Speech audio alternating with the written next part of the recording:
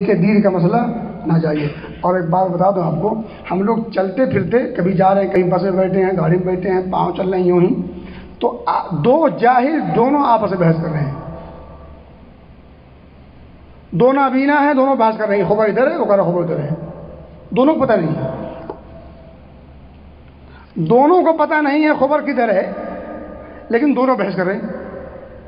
اب اس سے بڑی بدمعاشی اور کیا ہو سکتی ہے دین کے نام پر؟ اس سے بڑی جسارت اور کیا ہو سکتی ہے؟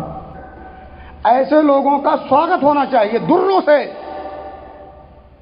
ان کی پیٹھ لال کر دینی چاہیے۔ جس چیز کا پتہ نہیں، جس چیز کی خبر نہیں، اس چیز تو بحث کس بات کی؟ کیوں؟ یہ حق آپ کو کس نے دیا؟ اس جرأت کا انجام جانتے کیا ہوگا؟ من کذب علی متعمدا فلیتبوأ مقعدہ من النار۔ جو شخص میرے اوپر جھوٹ باندھے جان بوجھ کر کے، جب آپ کو پتہ نہیں ہے تو جب آپ بتاؤ گے جھوٹ کے علاوہ اور کیا کرو گے؟ فلیتبوأ مقعدہ من النار، جہنم ٹھکانا ہے ایسے لوگوں کا، اور حق ہے یہ۔